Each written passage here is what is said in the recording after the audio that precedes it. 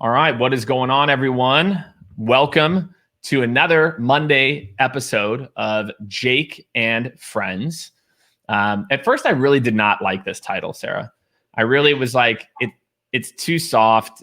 I don't know. I just didn't like it. But now it's kind of grown on me over the time here. So I'm going to let me share my screen here. We're going to bring in my guest, Sara Canaday. So let's get her rocking and rolling. There she is. Zoom. Let me pin her. You are pinned. Yes, love it. Perfect. Let me see what we got working over here. All right. Nope, that didn't work. All right. It's actually kind of crazy. It actually is showing like you are now in the Zoom with me. Okay, this is good. I think this is going to work. I'm going to turn off. We'll see how this goes. We haven't tried this move yet. So if you are in, go ahead and. It's all about these days, right? You got to try to figure it out. I try to make things as complicated as possible.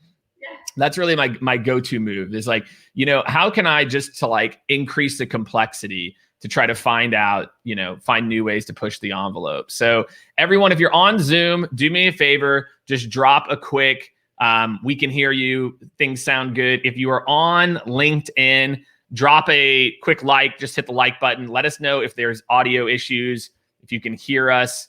Again, I've said this before, LinkedIn does not allow you to have a native application. And Sarah, you do LinkedIn Lives as well too. So you know how this goes. You know how it goes. Do you use StreamYard? I use StreamYard. Do you? I find it to be the simplest. Yeah, I do. Just hit I do too. Let us know if there's audio issues. All right. So I think we're okay here. All right. Let me know if we have. All right. Sounds like we're good. Supposedly we are good. People on LinkedIn Live are going to have to deal with, there's a little bit, let me see if I can hide this. I've got a plan here. Let me go for my master plan here.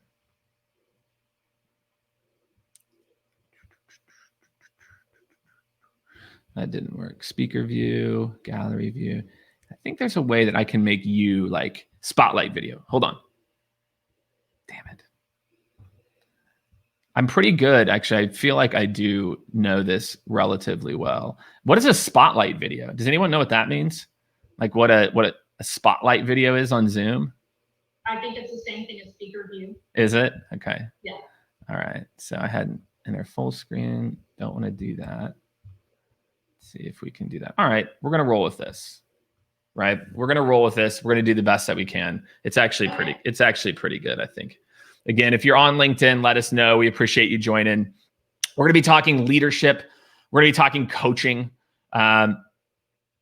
Sarah sounds a little bit like she's in a tunnel. Well, that's not your fault. That's all her fault, Sarah. So we'll see if that improves. And then if it does improve, then we will, if there's any issues, we'll drop a link. You can join us on Zoom too. Like I said, it's been kind of a mix here.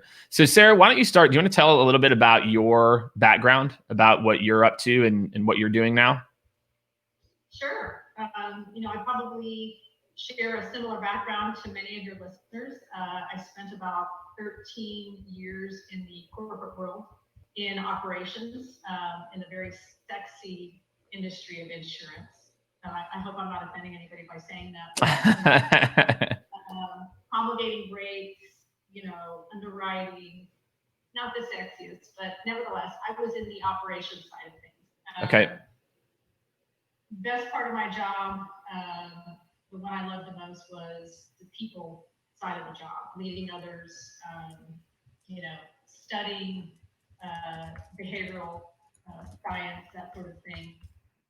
And really, I had a stint at one point in corporate as a manager of organizational development, and I loved that role. But then I went back to operations, and I always told people it was my ego that kept me in operations. And I think it's because if you line up outside the C-suite executive doors, sales usually comes first, then maybe operations and legal, It's the human resources and the L&D stuff that comes later, and I wanted a seat at the table. But nevertheless, I pivoted, left corporate, started my own boutique leadership consulting and development firm, and have been doing that ever since. So work a lot with high potentials, mid-level and senior leaders in either programs or through my work writing and delivering keynotes. All right. And so how did you decide that was like the jam, right? I think that there's you actually had experience. There's no shortage of leaderships and coaches that have less experience. Right. How did you decide this was for you, right? Like, how did you decide that this was going to be like your calling and what you wanted to do? It was, I think, like a lot of other things, I resisted it initially. I was at a point in my career, I had reached a level of VP of operations or account services specifically, and I had some sort of pivotal points in building my family, having kids, That's right. having kids. And I just, I looked back and I thought, I've done sort of what society tells me I should do, what I was brought up to do, did everything the right way, worked my way through, graduate school, undergraduate school. And I was ready to do something completely different. But of course, having, kind of a conservative upbringing, the idea of leaving a job to start my own business was, very scary. And so I did my plan B. Back then we called it a plan B. Today it's a side hustle, right? But then I worked on my plan B. And so that when I left, I had already ramped up, gotten credentialed in certain things, had a business plan, those sorts of things, and made the leap. Was it easy? No. Lots of fits and starts having your own business, as you probably know. Yes. But I stayed with it, and it eventually took off with a lot of dedication, and I love what I do. Not many people can say that. All right, I'm going to try this mic adjustment. I think this actually might be the secret here for us. So you get into this leadership coaching. So what do you feel like? Because here's what I see is that I feel like what happens a lot of times is that there's almost a gap in coaching. And what I mean by that is when you're on the front lines, you get coaching, right? You have someone, there's an onboarding, etc. And then what happens in a lot of organizations is then you move up to the next layer. That's okay. You move up to the director level. That's not great. And then it's like, once you get to like the top, then like leadership coaching comes back in, right? And so I'm just curious, like, why do you think that is? Why do you think we underinvest at like the mid to front level? Two, what are you seeing organizations doing about this? Because, look, there's a reason that leaders have continued development, that leaders do leadership coaching, right? But yet I feel like in corporate America right now, we've got a pretty huge gap between the very front line and exec. And so how are you seeing companies, because I know that you work with a mix too, right? Like they'll have their people in there, et cetera. So how do you see companies solving that? How do you see companies, or maybe how you work with companies to solve, we'll call it like that mid to, senior level, like leadership training or coaching gap? Yeah, great question. First, let me just say, I think I've seen, I call it sort of the democratization of executive and leadership coaching, right? It used to be saved for the very senior leaders, and no doubt it's because it was a pretty costly thing. That's right. And to be able to bring that down to a lower level, you're talking about much bigger numbers, and so it was cost prohibitive. I think what companies are doing today, that I've not only witnessed but been part of, is that they are doing more sort of cohort type development for leaders, whether it's a high potential program or even a mid-level program. And as part of that cohort, these people not only get access to new information and exposure to new ideas and perspectives, and they network with C-suite and get to hear perspectives, they get access to some leadership coaches. Right. And that could be sort of a as needed, or it could be an engagement that lasts 6 months. Not everybody has to opt in. You can choose to work with a coach or not. Personally, what I do if I'm working with a high potential group or a mid-level manager group is I will do more jumpstart type coaching, right? So with an executive, I might coach for a year, once every month. But for a mid-level leader, I might do some assessments, see what the outcomes were, where they need to pivot, and how they can take targeted action, right? What is the most meaningful and the things that are going to move them and their teams forward? And we might meet for 2 or 3 times only, but that was enough to get them started and to get them to see how to take feedback and do something with it, right? So I think the ways in which coaching is coming down to the other level. The other thing I'm seeing is companies are now trying to teach their leaders how to be coaches, right? Not only for their employees, so to coach them through either performance or development, but how to do peer coaching. Some people are intimidated by that idea, but sometimes I like, and this is not my term. It's been written about for years, but a thinking partner. Now more than ever, there is so much chaos. In order to separate the signal from the noise, we need thinking partners.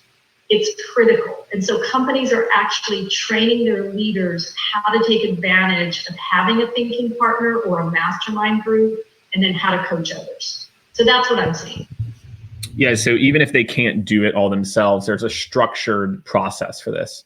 There's a structured way that they're forming these like groups, and then the way that they run these mastermind meetings is relatively similar, right? To where it's not just, you're bouncing ideas off of someone. It's a more structured growth process.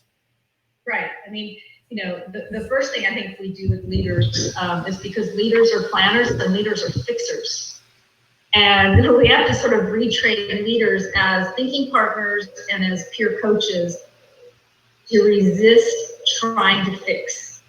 It's all about the questions you ask. They have to start with how or why.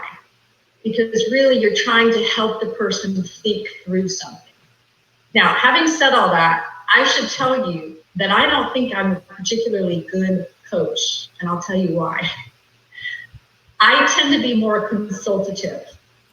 And I say this because a pure coach is somebody who really follows a Socratic method. Right. It's question after question after question.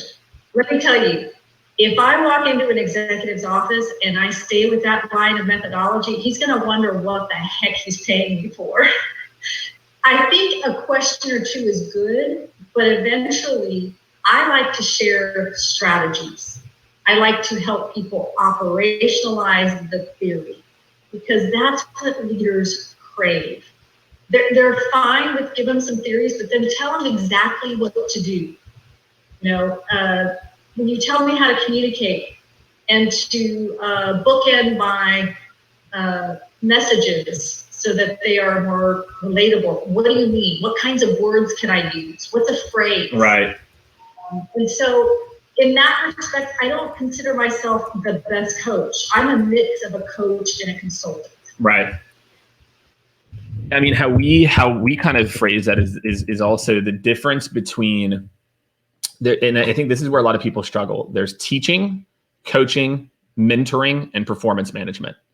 And I think the key is that knowing the difference between, mentoring is that kind of sharing strategies at times, et cetera, and knowing the difference between, is this a coaching conversation? Is this a teaching because they just don't know? And then maybe that's a good example too. It's actually more of a teaching where it's like, look, this executive just doesn't know how to handle this situation. So therefore, coaching isn't the right process. Whereas if they're almost there, a few questions can help them to get them over the hump. But for a lot of you listening, I think this is a really, Dino Carter just dropped this, that, it's all about asking questions. That is the essence of really good coaching. And I think too many people don't quite realize that coaching, the best coaches in the world don't tell the star receiver exactly to put your one foot in front of the other.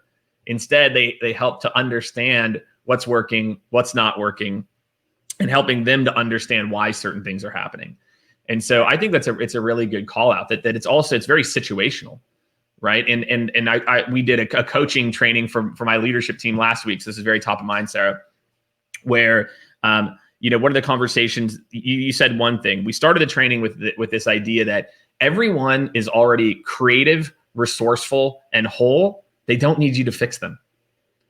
And it's interesting to watch some of my leaders. Whenever we talked about it, they'd say, well, yeah, at the heart of it is so I can help them to, work on whatever. It's like, no, they're fine. What you're trying to do is let them guide, and also like the understanding of in a coach-coachee relationship that they are responsible for owning part of their development just as much as you are. And I feel like when it comes to coaching, I think a lot of people struggle with that. And maybe we can dig into coaching. And I agree. I think I feel like coaching is one of those areas where me as a leader, I want to be good at it. And I think a lot of people do, but I'm probably more in your camp, because I remember being coached at times when I needed teaching or mentoring, and that frustration of like, I remember I had a boss, I remember a very specific boss that I had, and I was already a high performer. I was doing and I would go to him and I would lay it out. Here's what I'm trying to accomplish. Here are my outcomes. Here's what I think. What are your thoughts on next steps? What do you think? Dude, okay. I think 1, 2, or 3. I believe 1 is probably correct. What have you seen? And that was one of those situations, Sarah, that you described, where I'm like, dude, stop. I'm already there. I'm at the finish line. Like, next time I just won't come to you, So I get that. But what do you think does, how can how can people work on coaching? Maybe that's a good question, right? Like, because I feel like when I'm mindful of this and when I'm communicative about, Sarah, look, we're going to have a conversation around coaching, et cetera. I feel like I'm a super strong coach, but I feel like sometimes I struggle to balance that in the moment. But what do you see as like a core trait or a core way that people get better at coaching over time? I think the first is they're good listeners and they're active listeners. And so, one of the exercises that I think people can get into to avoid jumping to fix the problem is to start by paraphrasing what you just heard the other person say.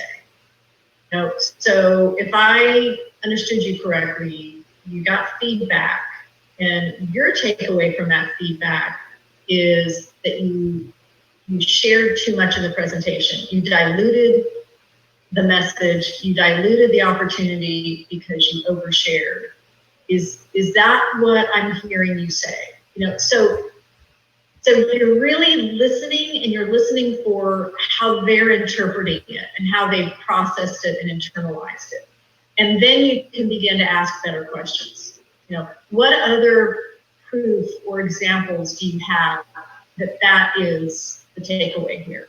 Are there other situations where you've heard that feedback? What other signals tell you that was the case? Those are the kinds of questions that you can ask. And so active listening, I think, is probably the first step. Yeah, we covered that in part of the training too, and we talked about there's kind of 3 levels of listening, right? Which and I think this is an interesting concept, Sarah, to build on that, which is there's first, which is listening to speak, which is where it's kind of level 1, level 2, level 3, and most of us live in level 1, which is like, to your point, I'm listening, but I've got an idea, right? And that idea gets hung on to at the very beginning and never goes away. And so we can't wait to talk.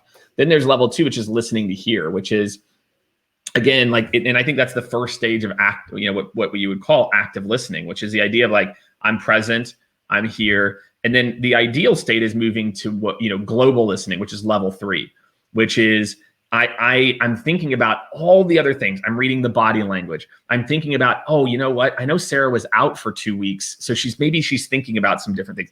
It's really that ability to have that blank mind and just be there and be listening with your eyes, listening with your ears. And I talk to my team a lot about just practicing getting from level 1 to level 2. And then as you think about the next move is, how can you make sure that before you jump from meeting to meeting, and Sarah, I think this is a big problem with active listening right now, is our brain cannot do hard resets. There's a lot of studies around the residual ghost time and things. And I feel like because we jump from meeting to meeting, we almost kind of come in with all the stuff that's happened throughout the day, and active listening becomes hard, And so do you have any, that's kind of our, framework, this idea. How do you get better at listening? Because I feel like if you're in sales right now, this skill is absolutely critical. If you're in leadership, this is critical. How do you actually get better at active listening? Well, it's something that I encourage leaders to do, and I have been for the last several years, because we are being inundated. And of course, pre-COVID, we were already in an always-on do more world. And now the chaos and uncertainty is just compounding that. And so this is a work in progress for me, but it is for many leaders, and that is to take a strategic pause. And this is not mindfulness. This is not meditation. This is, sometimes I call it a mental time in.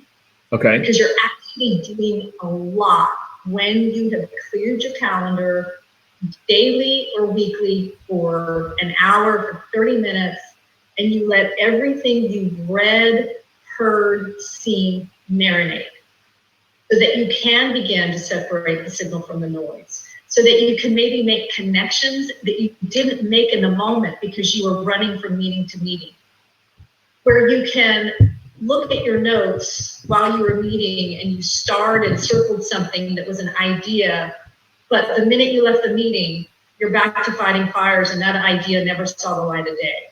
So it's no different for getting better at listening.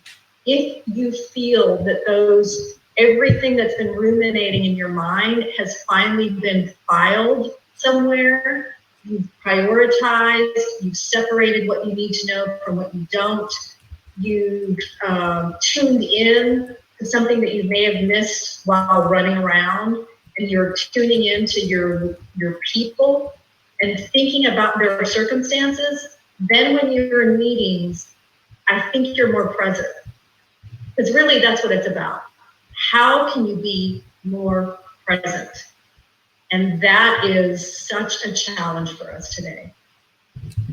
And let's talk about that as leaders, because I think a lot of leaders want that, right? They want people to be present. Well, actually, like we've talked about, I don't think a lot of leaders are present. I did a post about this, and look, I've been guilty of this too. And sometimes I'm better in a day or week where the firefight feels so real, but it's just don't get on your email. Like step one, just don't check email or your phone when you're on a Zoom call. It's like, right. Start there. Start with the basics. And I think I love that idea. And I think maybe Sarah, I'm gonna borrow this, that I'm gonna start to kind of implement the in your meetings 5 to 10 minutes early, of the hour to save time for it, because I feel like this is certainly something that I have. It's like it waxes and wanes, right? Sometimes I think I'm great at it, and other times not so great.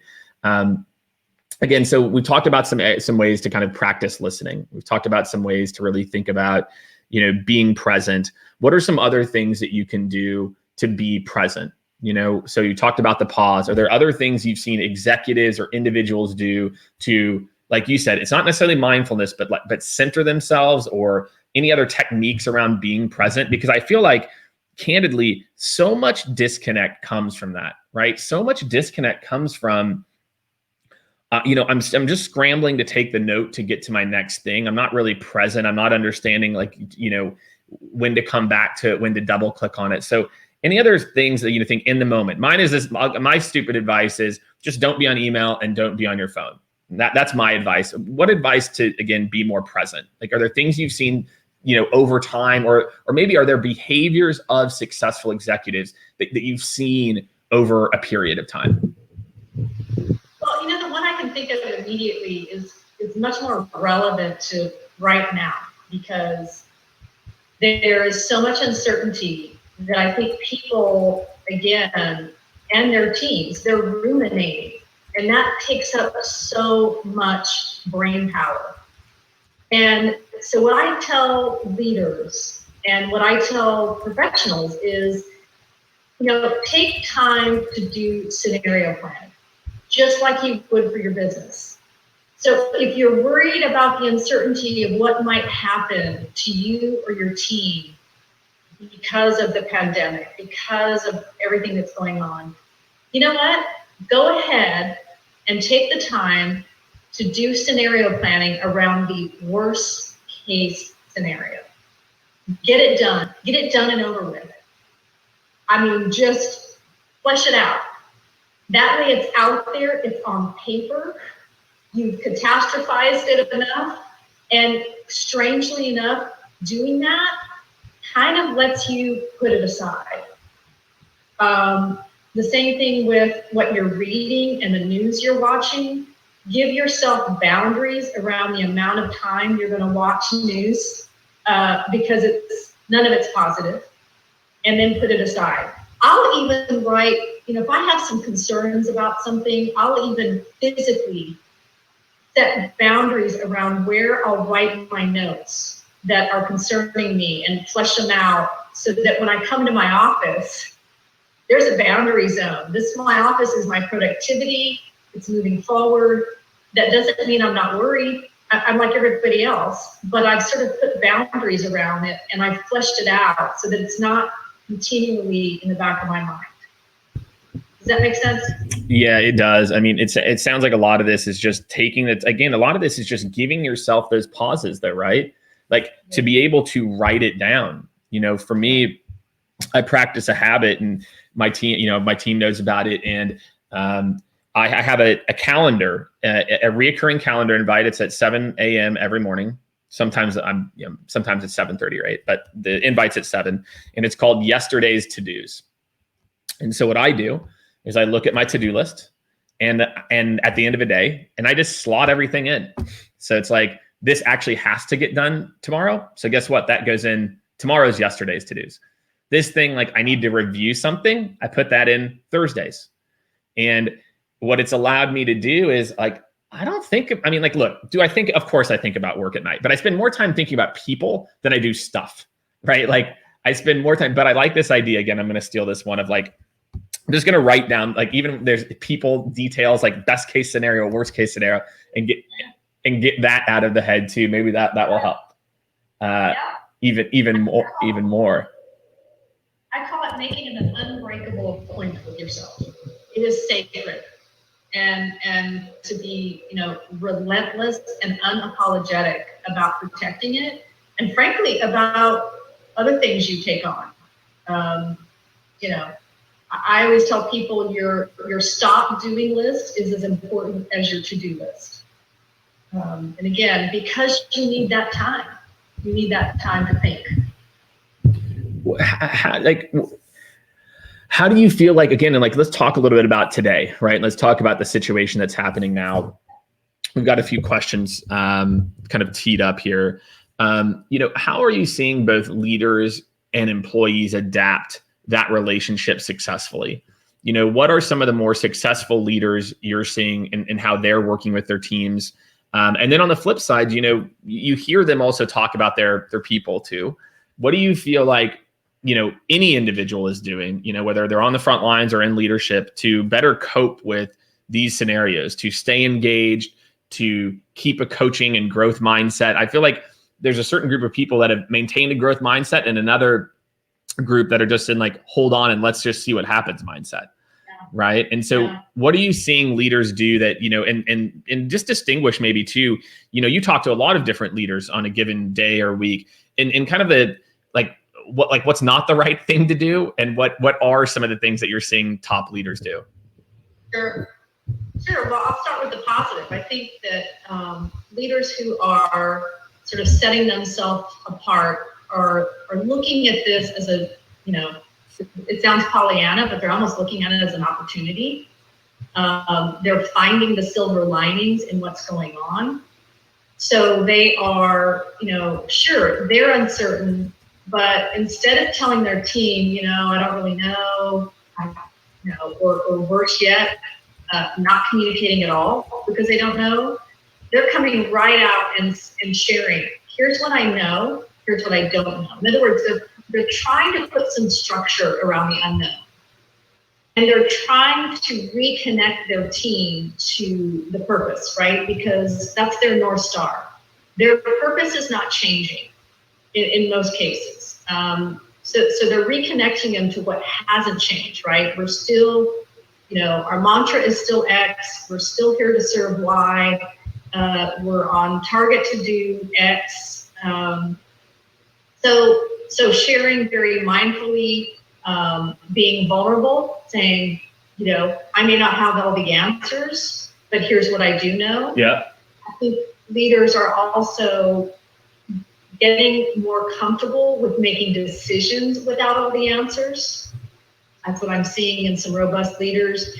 They're letting go of perfection. They're realizing that right now it's about pivoting.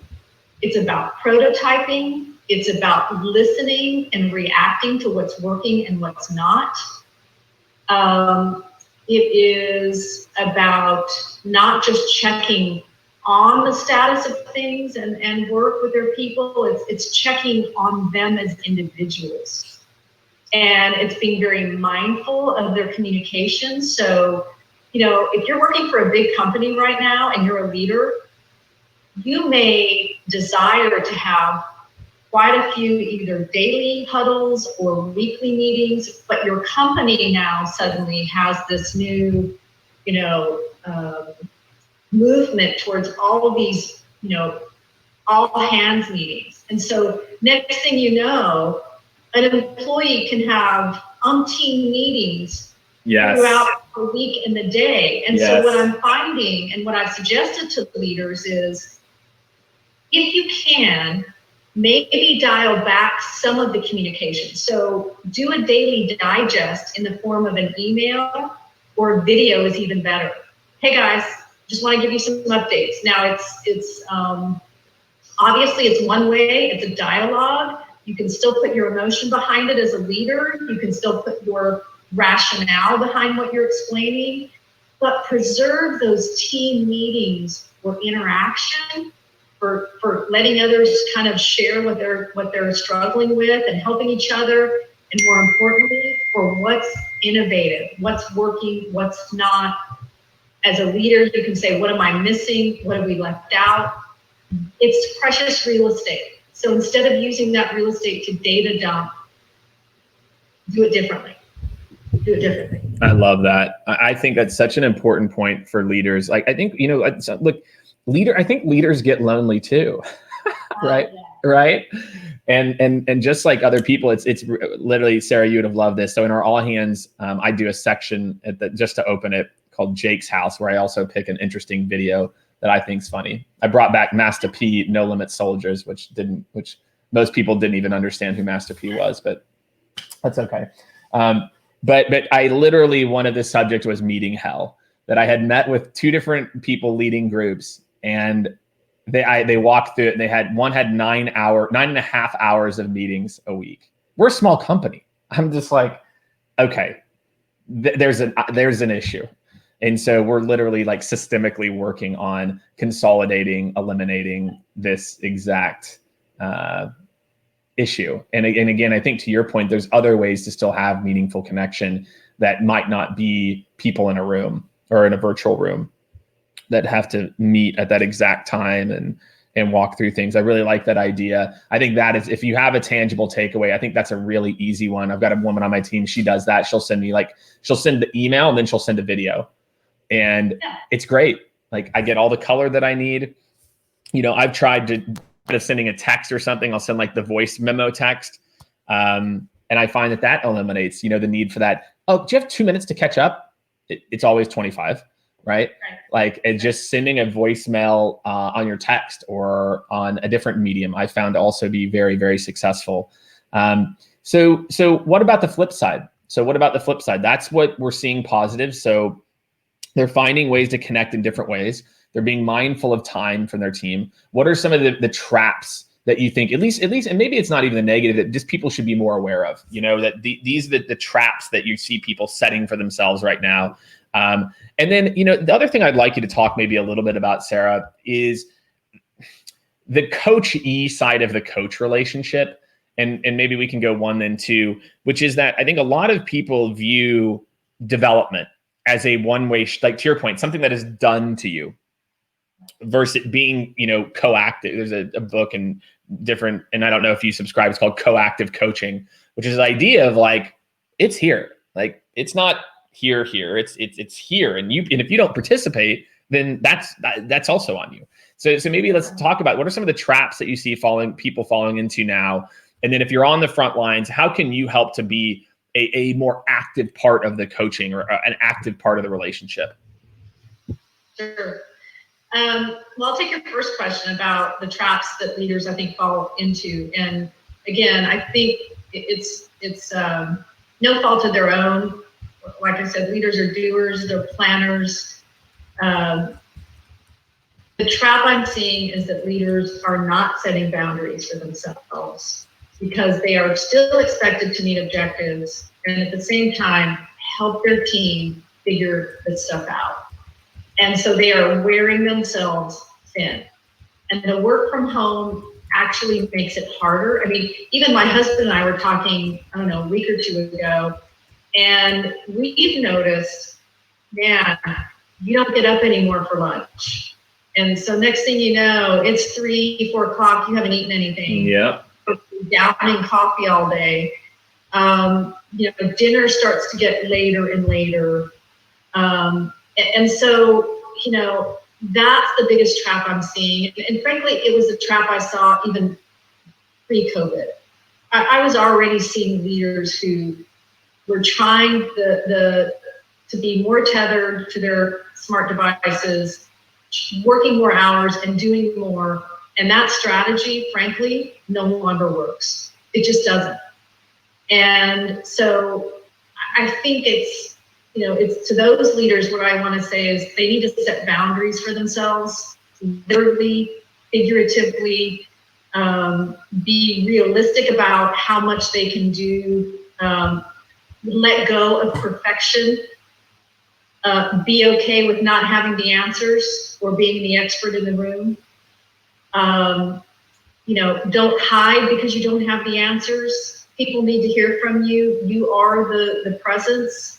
And in order to be that presence, you've got to do the healthy stuff, the sleeping, the eating right, the taking walks, because people are looking to you, quite frankly, as the role model. And, we're on camera and we see the facial expressions. You can't hide that from a leader.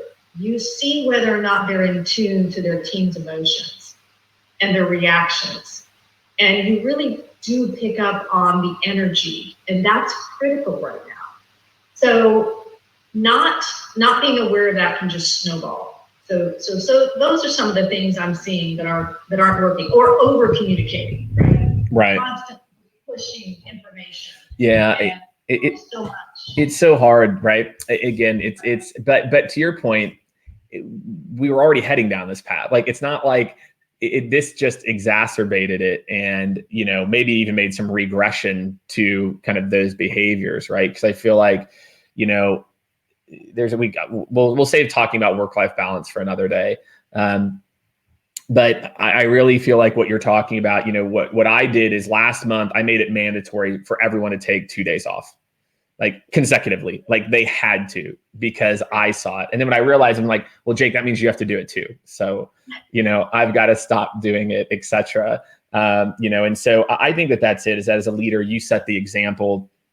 You have to show them that it's okay to not work until 10, and it's not good, And so if you're that leader who's always sending emails late at night, slacking at 6 a.m., I think my team would say, I think I've cured myself of that behavior. Thank God, because Sara, now they have the send later button, right? Which means I love that button. So that means if I'm, doing something at 9 p.m. on a Sunday, it gets there at 12 p.m. on a Monday, right? So that's helpful. But I think your point's well taken that, look, we as humans, we like to think we're computers and that our computers can always crank this. It's not how it is. Sleep, eating right, exercise, all allow our brain to reset in a way that we just don't quite appreciate sometimes. And so I think that that's just a good reminder. And if you're a leader right now, or if you're on the front lines, it's important to right now, as soon as you hang up from this, go to your calendar, book 2 consecutive days off. Start there. 2 consecutive days off. I found that 4 days, you include the weekend. You need 2 days is too short. 4 days is right about where you can start to get some creative juices flowing. Because it's that creativity, it's that space from the problem, the space from the whirlwind that I think really, oh my gosh, it's so productive, and everyone knows it, but then you're nervous to do it. So let's again, maybe just a few more questions here. Let's address the second question, which is around as an individual, and I'll share my mindset first, and then I want to hear your mindset. You have to want to be coached. And I posted about this yesterday. I've never met anybody who says I'm not coachable or I don't want to be coached, right? Like I wish people were sometimes that aware that, that they actually didn't want to be coached.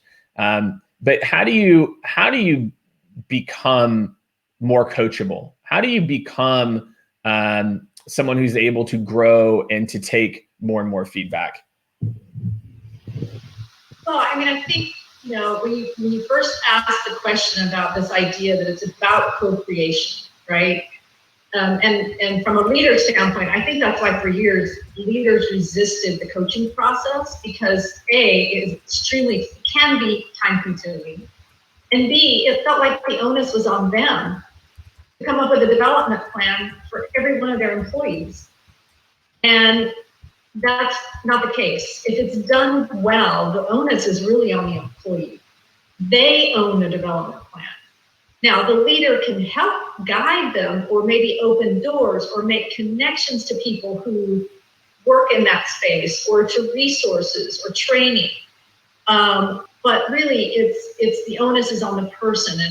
And I would say that more than ever, an employee should be incented to be coachable and to develop, because the career path within your company is becoming, not as typical, especially now. You can't rely anymore on, what is the next step in my company's career path? That was a big thing for a while. I think people really need to take ownership of where they want to go next, because it could be something completely different, especially now that we know what industries might thrive after this pandemic and what industries are going to take 10 years to recover. You got to start thinking much bigger. And so I think to be coachable, you have to change your mindset from, this isn't about me personally, right? Yeah. Because on the one hand, we want to learn and grow, but on the other hand, we want to be accepted just the way we are. Those two things run counter. So it's a mind shift first, and going in with, this is about, ultimately about me moving myself forward. And it's not about me as a person. So if I want to do that, we do it with customers all day long. Right. Yeah. We have no problem like eating shit from customers, right? Or right. Like we have no problem with it. Yeah. We do net promoter scores. We do pulse surveys. Yeah. Do we ever ask the people we're around, what is it your experience with me? How would you describe what it's like to work with me? By the way, would you want to do another project with me? Why or why not? Those are the things that we need to be familiar with if we want to move forward. Now, it's not easy. I get it. As a leader, I took part in a 360-degree review, and I'll never forget it. Me neither. I remember my first one too. It takes a minute. There are some things where you just kind of go, right? There was some positive, but there were some things that were highlighted. I knew exactly where I was headed, but I wasn't necessarily paying attention to the people along the way, right? And so you just have to get comfortable with it And I know people that once they start dipping their toe in the water and getting the feedback, it gets easier and easier because you see it for what it is. And you see the results that can happen with making very minor adjustments in your approach, in your behavior, in your sales pitch, whatever it is. It can have dramatic results, and people love it. Yeah, it's not. I mean, I don't know. It's interesting. It's an interesting concept. I've tried to work on fostering in people, and it's that 9 times out of 10, it's not about being the person that's right. It's about getting it right. And I feel like there's a blocker between. There's also, to me, it's also it's a combination of not necessarily knowing if you want it, coupled with understanding that the goal is the outcome, not who came up with the outcome. And in reality, it doesn't matter. That, look at social media to me is a perfect microcosm. My friends, there are about 0 original. We have 7-8 billion people. Do you know how much original thought is really left?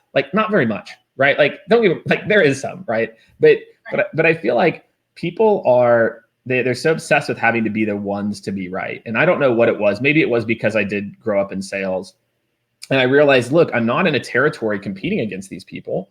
We're not overlapping. I'm just going to borrow what they're doing and just mimic it. It's working. I'm just going to do that. And because of that, for whatever reason, I think it made me more open to coaching early, because I realized that the goal was the outcome, not that I came up with the outcome. I came up with the path, as opposed to, I had a conversation with actually Shelby, who helps me to run these, and Shelby and I were talking, and it was I think it was day 2. I'm like, Shelby, what's what do you do if you don't understand anything? Or if you're not sure? Well, I'll ask questions, etc. Then what? Well, I'll try to work through it. I'll try to do this. I'm like, no, the answer is Google, YouTube. All the answers are there. If you've never done a project management project before, Google YouTube. As opposed to, I feel like so many people, that getting that feedback, borrowing from others versus I have to come up with it myself and spin my wheels. I feel like that's where so much of workplace frustration comes from, is that instead of being able to ask people proactively for feedback, searching out best practices, like I said, almost anything you could think of. How do you take apart a 1994 Toyota Camry carburetor and reassemble it, right? The most outrageous things you could think of, they all have been documented. And so, whether it's you're taking the coaching, you're seeking out information proactively, that's really the people that I see get ahead, are the people that really understand that it's not about having their answers, it's about producing the outcomes. And so, we're going to wrap up here. So any other feedback for people that are, in leadership, or things that you feel like we haven't covered or you want to double click on that we as leaders or as individuals need to know? I think we've done a good job of kind of covering coaching, leadership, the coach-e relationship. I'm really glad we talked about this, because I feel like it's the other side of the coin, but too often we view it as the coach is both sides of the coin, and it's not true. So I'm glad we spent some time there. Well, anything else, what would you add, or what are the things again that we haven't covered that you feel like are really important, especially given everything that's happening? Well, it actually piggybacks on what you were saying about asking and being okay with asking, and I find this particularly in sales, for example. When you're meeting with the client, and let's say it's a complex, a hardware solution or software solution, and you are not sure that the other person has, a tech background, they have more of an operational background, instead of fumbling around trying to figure out how to explain this to them, you just have to ask. It's okay to say, I'm prepared to share A through Z with you, but tell me what your preference is. Do you want me to hit the highlights? And by the way, this is what most people ask me. They're real curious about why. Is that something you want me to focus on? So make them comfortable with telling you how to best promote or sell or explain a complex problem. And it's the same with leaders. You know, we do all these Myers-Briggs and Hogan and everything else. Do you think I'm going to remember what everybody's Myers-Briggs is on my team? What? You're not going to remember everybody's predictive index or DISC assessment? No. No? And Oh, okay. so, as a leader, why not ask your team? So, by the way, I'm going to give you this information. This is the way we're going to do it. If I left anything out, is there anything else that would make you more comfortable with this? If you're coaching somebody, you know, how do you best want to go through this? Do you want me to high level and get your feedback? Do you want to share with me what you think first? You know, we forget that. We think we're supposed to know, and we don't, and it's okay. It's okay to ask. I think that is a perfect note. I'm telling you as a leader, if you started every meeting with how can I make this easier? Because that's really, again, it's about the outcome. What's the outcome that you want as an individual? You want a productive meeting. Do you care if it's your agenda or the way they want to do it? No, it's about getting to a productive meeting. So I love that. So look, Sara, we dropped your LinkedIn profile in there. Are there any other places or any other ways people should try to find you other than LinkedIn? Well, of course, my website, saracanaday.com. And it's just like Canada with a Y at the end. And of course, I've got, you know, a good 14, 16 courses on LinkedIn Learning, mostly on leadership, culture, coaching, 360-degree feedback. I think a lot of what we touched on today. And I'm happy to hear from any of your listeners. I love it. Well, look, thank you again, Sara. Thank you, everyone, for tuning in to another Jake and Friends episodes. Did you have one more thing to add? No. Okay. Just a hi and a thank you. All right. Well, look, everyone, again, every Monday, same time, tune in. You can catch me talking to various industry leaders. And again, definitely check out Sara's courses on LinkedIn Learning. I'm going to tell you, it is no small feat to get into these courses, meaning Sara truly is at the top of her game, because to get into these courses, I'm just telling you, it's not a small feat. You have to really be able to demonstrate you are an expert. So Sara, even getting, you know, the courses in there, and not only that, and how popular they are, I think speaks to your success and your experience. So thanks again, everyone. Really appreciate all of you, and have a great rest of your week.